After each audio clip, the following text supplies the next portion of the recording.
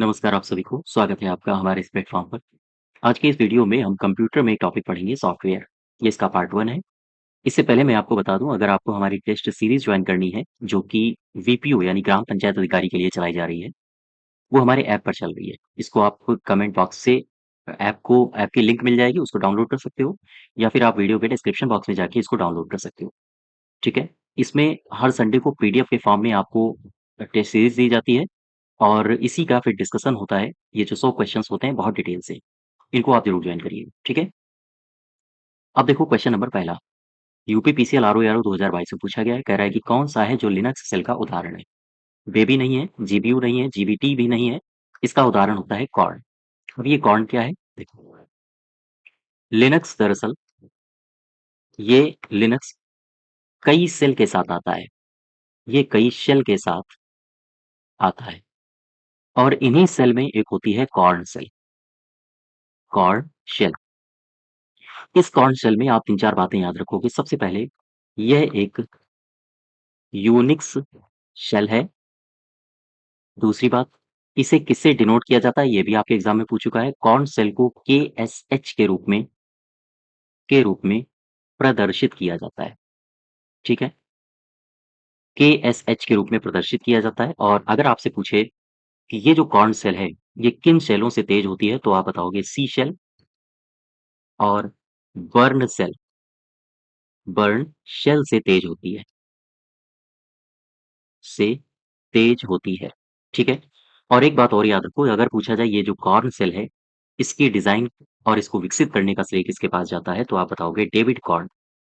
David corn को इसे विकसित करने का श्रेय जाता है।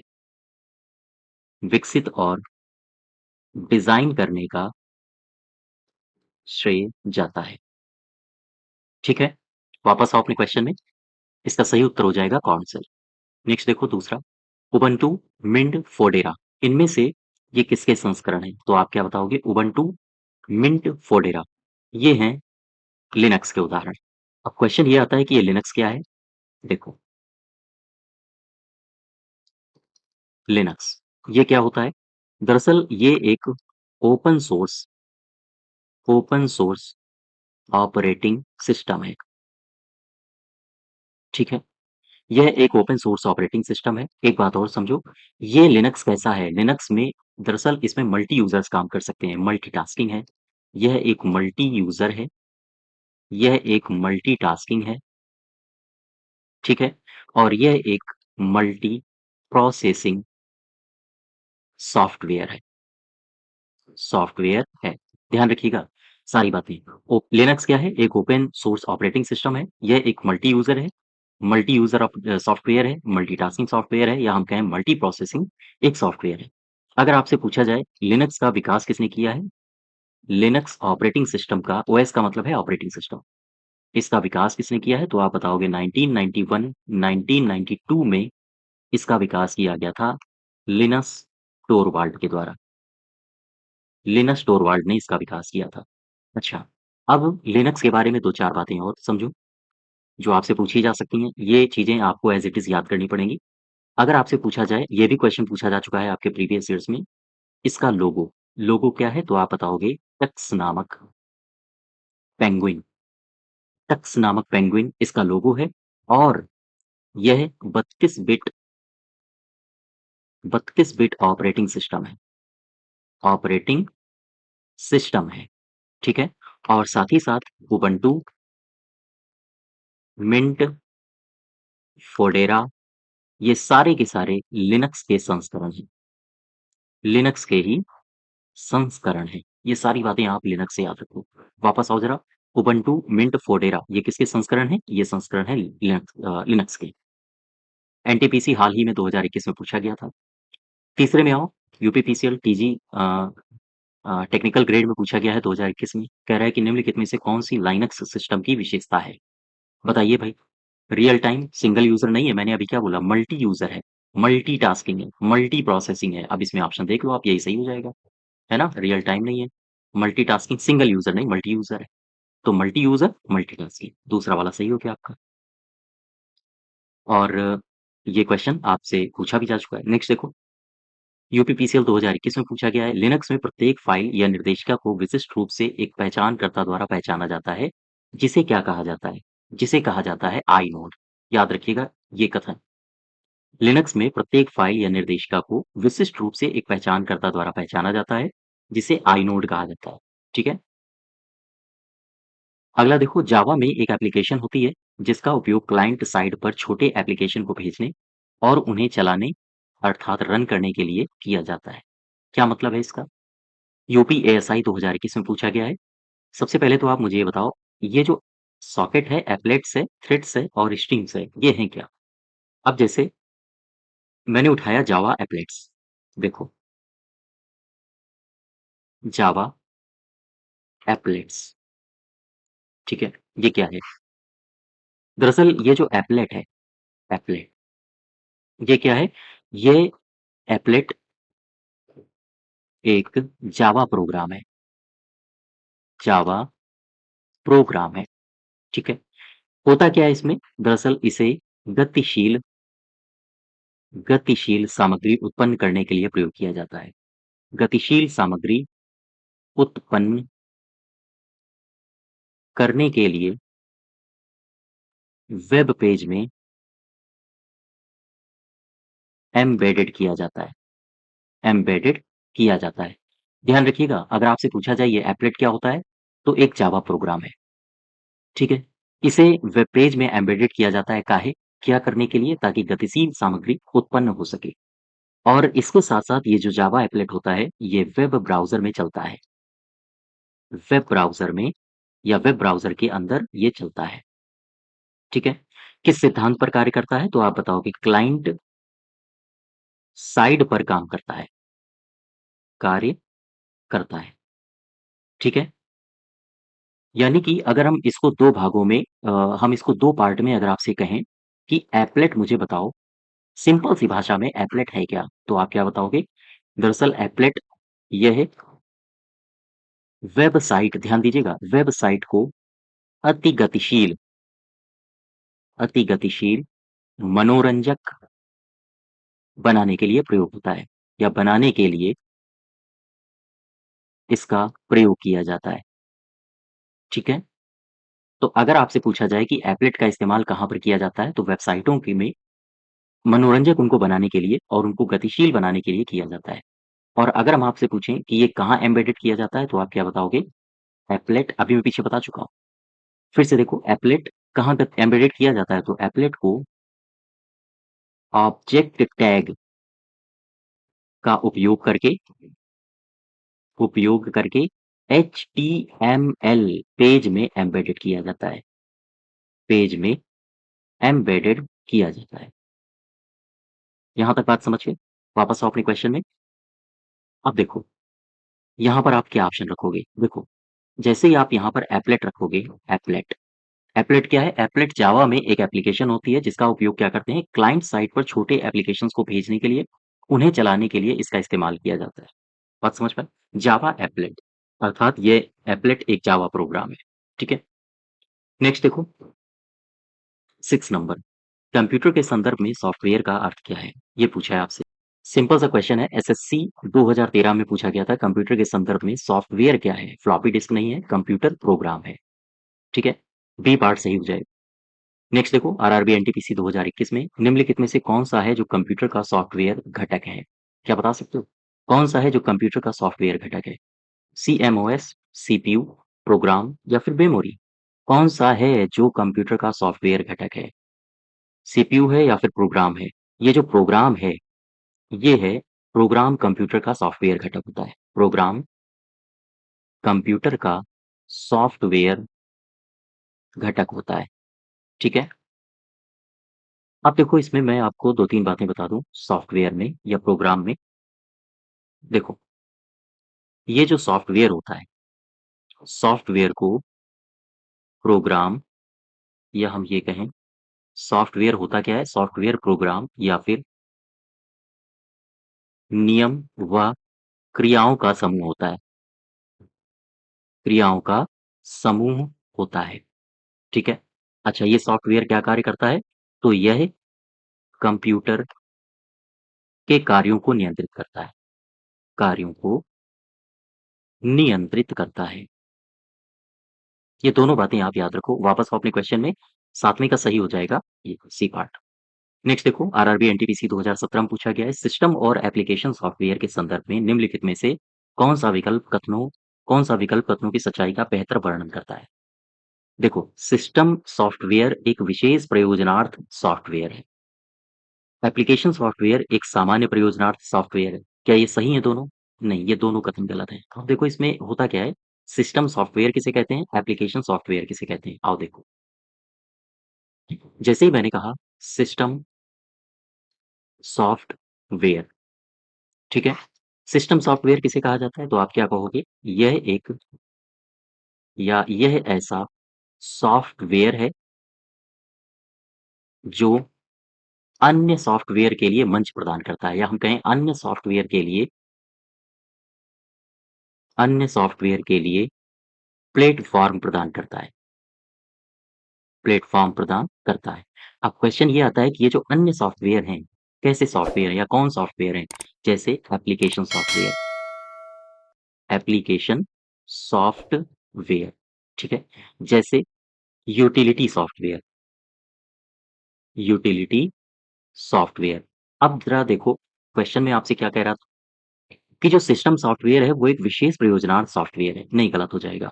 जो सिस्टम सॉफ्टवेयर होता है दरअसल ये एक मंच प्रदान करता है अन्य सॉफ्टवेयर्स को। अब देखो एप्लीकेशन सॉफ्टवेयर क्या होता है? एप्लीकेशन सॉफ्टवेयर एक सामान्य प्रयोजनार्थ है? जी नहीं, एप्लीकेशन सॉफ्टवेयर वो होता है जिसे विशेष काम के लिए बनाया जाता है। अब आप ज़रा सिस्टम सॉफ्टवेयर को समझो। ऑपरेटिंग सिस्टम, अगर आप सिस्टम सॉफ्टवेयर के उदाहरण को देखोगे, उदाहरण तो ऑपरेटिंग सिस्टम, ये एक सिस्टम सॉफ्टवेयर का उदाहरण है। लेकिन अगर आप एप्लीकेशन सॉफ्टवेयर को देखोगे, देखो यहाँ पे एप्लीकेशन एप्लीकेशन सॉफ्टवेयर, ये क्या है एप्लीकेशन सॉफ्टवेयर? तो इसे विशेष कार्य के लिए डिज़ाइन किया जाता है, जैसे ओपेरा मिनी हो गया, जैसे फायरफॉक्स हो गया, ठीक है? तो ये एप्लीकेशन सॉफ्टवेयर क्या होता है? ये विशेष उद्देश्य के लिए बनाए जाते हैं या विशेष कार्य के लिए डिज़ाइन किए जाते हैं, ठीक है? इन्हें विशेष कार्य के लिए डिज़ाइन किया जाता है। तो यहाँ से ये कथन आपका गलत हो जाएगा, पहला भी और दूसरा भी। एप्लीकेशन सॉफ्टवेयर के लिए कह रहा है सामान्य कार्य के लिए, बिल्कुल नहीं, ये विशेष कार्य के लिए बनता है। तो यहाँ से गलत दोनों हो जाएँगे, 1 और 2 दोनों गलत हैं, ठीक है? नेक्स्ट देखो, निम्नलिखित में से कौन-सा एक ऑपरेटिंग सिस्टम नहीं है? यूनिक्स, लिनक्स है, विंडोज़ है, जावा नहीं है। जावा क्या है फिर? जावा, देखो, ये जावा है क्या? यह एक object oriented high level language है। एचएलएल का मतलब है हाई लेवल लैंग्वेज, उच्च स्तरीय भाषा। तो जावा क्या है? जावा एक उच्च स्तरीय भाषा है जो ऑब्जेक्ट ओरिएंटेड होती है। यह आसान होती है और यूज़र फ्रेंडली होती है। यूज़र फ्रेंडली है। यूज़र फ्रेंडली का मतलब जो यूज़ करता है उसके लिए काफ़ी फ्रेंडली होती है। अर्थात उसको समझ में आए ऐसी होती है। अगर आपसे पूछा जाए इसका विकास किसने किया जावा का, तो क्या बताओगे आप? इसका विकास किया है जेम्स गॉसलिंग ने। जेम्स गॉसलिंग ने इसका विकास किया, ठीक है? तो इसका सही उत्तर हो जाएगा, उत्तराखंड पीसीएस में पूछा गया 2021 में, सी पार्ट इसका सही है। 10वें को देखो, आरआरबी एनटीपीसी 2021 में पूछा गया है, कौन-सा एक ऑपरेटिंग सिस्टम नहीं है? ये पूछा है। कौन-सा एक ऑपरेटिंग सिस्टम नहीं है? उबंटू, डॉस, जावा या फिर मिंट? मैंने अभी क्या बोला आपको? जावा क्या है? जावा एक ऑपरेटिंग सिस्टम नहीं है। ये क्या है? ये हाई लेवल लैंग्वेज है, उच्च स्तरीय भाषा है। हो गया सही उत्तर, ठीक है? यूपीपीसीएल 2021 में पूछा गया है, निम्नलिखित में से कौन-सा एक ऑपरेटिंग सिस्टम है? कौन-सा एक ऑपरेटिंग सिस्टम नहीं है? फिर से वही क्वेश्चन आ गया, लेकिन यहाँ पर ऑप्शन अभी बदले। ऑपरेटिंग सिस्टम नहीं है मैक ओएस, क्रोम, एंड्रॉइड या फिर विंडोज़। ये जो क्रोम है ना, ये सर्च इंजन है। सर्च इंजन सर्च इंजन नहीं है, सॉरी, गूगल सर्च इंजन है। ये एक सर्च इंजन तक पहुँचने का हमारे लिए एक रास्ता होता है, अर्थात हम कह सकते हैं कि ये एक वेब ब्राउज़र है ना? Web browser.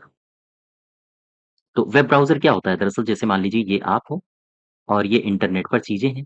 आपको यहाँ तक पहुँचना है तो आपको किससे गुज़रना पड़ेगा? वेब ब्राउज़र से गुज़रना पड़ेगा, ठीक है? पहले आप यहाँ जाओगे, फिर इसके माध्यम से आप यहाँ जाओगे।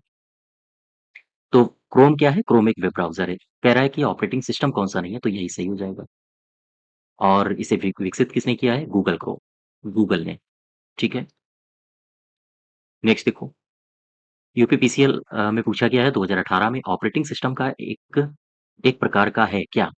ऑपरेटिंग सिस्टम एक प्रकार का क्या है? एप्लीकेशन सॉफ्टवेयर है, यूटिलिटी सॉफ्टवेयर है, सिस्टम सॉफ्टवेयर है या फिर हार्डवेयर है? क्या है बताइए आप? ऑपरेटिंग सिस्टम जो है, यह एक सिस्टम सॉफ्टवेयर का प्रकार होता है। बात समझ पा रहे हो? सिस्टम सॉफ्टवेयर यानी कि सी पार्ट हमारा सही हो जाएगा। और इसको मैंने पीछे आपको क्वेश्चन नंबर 8वें में बताया भी है। याद कर लीजिए, ध्यान रखिए, नोट करके इसको, ये लाइन कई बार एग्जाम में पूछी जा चुकी है। Operating operating system operating system क्या है? तो आप बताओगे यह एक सिस्टम सॉफ्टवेयर का उदाहरण है। सिस्टम सॉफ्टवेयर का उदाहरण है। ठीक है? नेक्स्ट देखो 13 नंबर, यूपीपीसीएल 2018 में ये पूछा गया है। बाइनरी, ऑक्टल, दशमलव, षोडश आधारी को ध्यान में रखते हुए निम्नलिखित में से कौन सी सभी प्रणालियों में एक सामान्य संख्या है या एक मान्य संख्या है? आंसर होगा 1010। ठीक है? अब देखो, दो तीन बातें यहां से आप कंफर्म कर लो। जैसे ही मैं लिखता हूं द्वि आधारी यानी जिसके दो आधार 0 और 1, ये क्या है? ये बाइनरी डिजिट है। Binary digit. ठीक है? जैसे ही मैंने कहा ऑक्टल ऑक्टल संख्या पद्धति, ये क्या है? ऑक्टल संख्या पद्धति जिसका आधार 8 हो। जैसे 0 से 7 तक, ये सारे के सारे ऑक्टल संख्या पद्धति में आते हैं। अगर आपसे पूछ ले हेक्साडेसिमल संख्या पद्धति, बताओ। हेक्साडेसिमल संख्या पद्धति, बताइए भाई। इसमें क्या आता है? हेक्साडेसिमल संख्या पद्धति में टोटल 16 मूल अंक हैं। भूला नहीं। ये जो 16 मूल अंक हैं, जिनमें से 0 से 9 तक अंक हैं और फिर A B C D E F, ये अक्षर हैं। तो टोटल कितने हो गए? 0 से 9 तक यहाँ पर हो गए 10 अंक, और ये कितने हो गए? ये हो गए 6, यानी कि टोटल 16। तो आपसे अगर पूछा जाए हेक्सा जो डेसिमल है, हेक्सा डेसिमल संख्या पद्धति, इसमें टोटल मूल अंक कितने होते हैं? आप बताओगे 16। अंक कितने होते हैं? 10। कहाँ से कहाँ तक? 0 से लेकर 9 तक। और अक्षर कितने होते हैं? 6। कहाँ से कहाँ तक? ए से लेकर एफ तक। ठीक है? वापस आओ अपने क्वेश्चन में। इसका सही उत्तर हो जाएगा डी। नेक्स्ट देखो, इसमें कह रहा है कि वह सॉफ्टवेयर जो प्रयोक्ता के जानकारी के बिना उसकी गतिविधि को ट्रैक करता है, ये क्या कहलाता है? यही तो पूछा है आपसे। फिर से समझो, वह सॉफ्टवेयर जो प्रयोक्ता की जानकारी के बिना, मान लीजिए मैं ये बैठा हूँ सिस्टम में, ठीक है? ये मेरा सिस्टम है, लैपटॉप है मेरा, कंप्यूटर है। अब मैं इसके सामने बैठा हूँ। अब मैं इसमें कोई गतिविधि कर रहा हूँ, तो कह रहा है जानकारी के बिना, यानी मुझे पता भी नहीं चलता है और मेरी जानकारी के बिना वो मेरी गतिविधियों को ट्रैक करता रहता है। इसे क्या कहा जाता है? इसे कहा जाता है स्पाईवेयर। स्पाई मतलब जासूस। बात समझ पा रहे हो? तो स्पाईवेयर क्या है? आपसे ये पूछा भी जा सकता है। स्पाईवेयर ये क्या है? आप बताओगे स्पाईवेयर द्वेषपूर्ण सॉफ्टवेयर प्रोग्राम है। Software program. ठीक है? साथ ही साथ यह कंप्यूटर उपयोगकर्ता के कंप्यूटर उपयोगकर्ता के विरुद्ध जासूसी करता है। विरुद्ध जासूसी करता है। अच्छा, विरुद्ध जासूसी करता है। तो बस यही तो आपसे पूछा है, कौन है जो गतिविधियों को ट्रैक करता है, अर्थात ये जो उपयोग करता है इसके विरुद्ध जासूसी करता है। इसके द्वारा जो भी चीजें सर्च करी जा रही होती हैं, उनमें जासूसी करता है, तो यह है स्पाईवेयर। आरआरबी एनटीपीसी 2016 में पूछा गया है, बिल गेट्स ने 1975 में किसके साथ माइक्रोसॉफ्ट कॉर्पोरेशन को सह संस्थापित किया था? ये तो आप सबको पता होगा, पॉल जी एलन है। नेक्स्ट देखो, मनुष्यों द्वारा स्वचालित माध्यमों द्वारा संचार, व्याख्या या प्रसंस्करण के लिए उपयुक्त औपचारिक रूप से तथ्यों, अवधारणाओं या निर्देशों का प्रस्तुतिकरण क्या कहलाता है? इसे सिंपल सी बात है, इसे कहा जाता है डेटा। इसे डेटा कहा जाता है। इंफॉर्मेशन नहीं है, निर्देश नहीं है, ये सी पार्ट से ही हो जाएगा।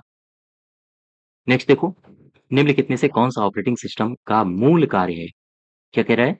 ऑपरेटिंग सिस्टम का मूल कार्य क्या है? अभी मैंने ऑपरेटिंग सिस्टम आपको बताया था। मेमोरी मैनेजमेंट है, कंप्यूटर हार्डवेयर का नियंत्रण है, कंट्रोल इनपुट आउटपुट है, या फिर डेटाबेस मैनेजमेंट है। एक मिनट, ये सारे के सारे तो हैं। क्वेश्चन फिर से पढ़ो, कौन सा ऑपरेटिंग सिस्टम का मूल कार्य नहीं है? ये पूछा है। नहीं पूछा है। तो मेमोरी मैनेजमेंट भी है और कंप्यूटर हार्डवेयर का नियंत्रण भी है, कंट्रोल इनपुट आउटपुट भी है। ये डेटाबेस मैनेजमेंट नहीं है। ये काम किसका होता है? ये काम होता है डीबीएमएस का, डेटाबेस मैनेजमेंट सिस्टम इसका पूरा नाम होता है। ठीक है? तो इसका डी सही हो जाएगा। नेक्स्ट देखो, विंडोज़ 95 एक क्या है?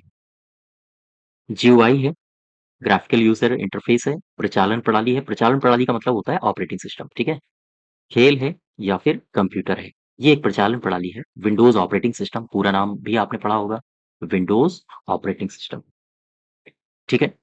नेक्स्ट देखो, तत्काल मैसेजिंग यानी इंस्टेंट मैसेजिंग एप्लीकेशन जो कि विंडोज़ ओएस में आता है, उसे क्या कहा जाता है? उसे कहा जाता है विंडोज़ मैसेंजर। विंडोज़ चैट नहीं, ये सारा कुछ नहीं है। विंडोज़ मैसेंजर कहा जाता है इसे। फिर से समझ लो, इंस्टेंट मैसेजिंग एप्लीकेशन जो विंडोज़ ओएस में आता है, उसे कहा जाता है विंडोज़ मैसेंजर। निम्नलिखित में से कौन-सा एक ओएस है? ओएस का मतलब ऑपरेटिंग सिस्टम है, ऑपरेटिंग सिस्टम नहीं है, ये पूछा है। देखो, कौन-सा एक ऑपरेटिंग सिस्टम नहीं है? अपाचे एंड्रॉइड है, ठीक है? लाइनक्स भी है, विंडोज़ भी है। अपाचे क्या है? अपाचे दरअसल यह एचटीटीपी सर्वर को अपाचे कहा जाता है। अपाचे कहा जाता है। ध्यान दीजिएगा, ये अपाचे है क्या? अगर सिंपल सी एक लाइन में आपसे पूछा जाए, तो यह एक वेब सर्वर है, ठीक है? तो ये बातें याद रखो। ये कंप्यूटर के यानी सॉफ्टवेयर टॉपिक से हमारे 20 क्वेश्चंस थे। इसके नेक्स्ट पार्ट को हम लोग नेक्स्ट डे कवर करेंगे, ठीक है? और ध्यान रहे, अगर आपको हमारी मॉक टेस्ट की सीरीज़ जॉइन करनी है ग्राम पंचायत अधिकारी के लिए, तो आप इसको ज़रूर जॉइन करिएगा। यहाँ आपको बहुत फ़र्क दिखेगा। तो आज यहीं तक रखते हैं, धन्यवाद।